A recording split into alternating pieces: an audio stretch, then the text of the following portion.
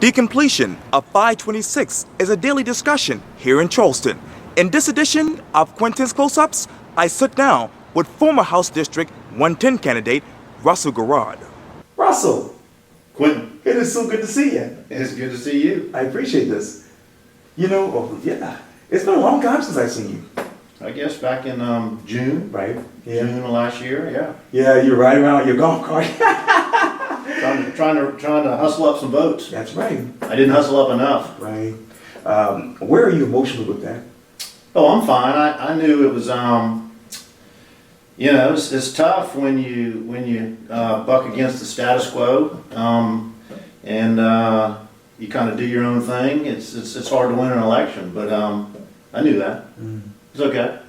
Well, let's turn to something that's really relevant and something that was always talked about during the campaign, and that is the extension, or really the completion of 526. Let me take you back to March 3rd, because Channel 5 had this article on their website, quote, Charleston County commits to funding I-526 extension. Charleston County Council passed an ordinance Thursday afternoon to commit to funding the I-526 extension project. The ordinance states that the county will pledge up to $150 million towards the project. It would also seek an additional $195 million from the Charleston Area Transportation Study Policy Committee. Whew. Talk to me more about that. Quintin, I'll give you the kind of my overall thing of 526, Okay. and whether they get the money from the SIB or the county or the state or whomever. When you look at Johns Island, it's just a huge geographical area. It's probably twice the size of if you get on 17 in Mount Pleasant and go out to 41. I mean, you can basically put two of those on Johns Island. Wow. And they're building houses. I've sat in traffic there many a time over the past couple of months. I feel bad for the people that have been sitting in traffic for the past couple of years, but it's getting worse. Houses are going up by the hundreds. It's just a matter of time, and there needs to be a road and some more bridges over to Johns Island. So it's just a matter of time before it's going to be built. And however they get the money, Yes. I'm not sure, but it's coming. Well, I went back and looked at Kelly Golden's interview with Chip Limehouse earlier this week, and he basically is obviously for gas tax. Are you? I'm not for. I oppose the gas tax, Quintin, and I'm for a user fee. I believe the way to raise the money is for roads makes sense by raising the gas tax, but there's just so much waste and ineptitude within the DOT that I think you're getting a lot of pullback because people are just tired of, not necessarily this gas tax in particular, but just tired of government wasting their money. And we saw it with the people come out and elect President Trump. And this is kind of a smaller little area here in South Carolina, but you're seeing a lot of people that are upset that the state's going to get into their wallet again, and the state's not going to provide anything. So I just think you're going to see a huge pullback unless the DOT can be restructured, and you're gonna see a lot of fighting going on there. We'll wait to see. I think the Senate I know the House passed it last week, and I think the Senate's probably gonna pass it this week. But if it passes, I bet you're gonna see some upset folks up in Columbia here protesting here over the next couple of weeks. I know Governor McMaster said that's really the last resort.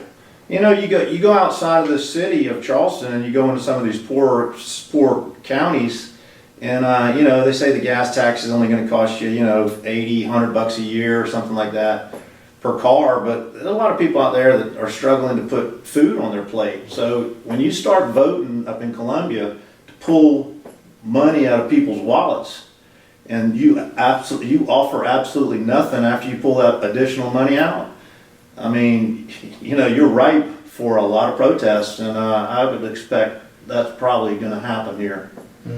You talk about restructuring. Let's go to the State Infrastructure Transportation Bank.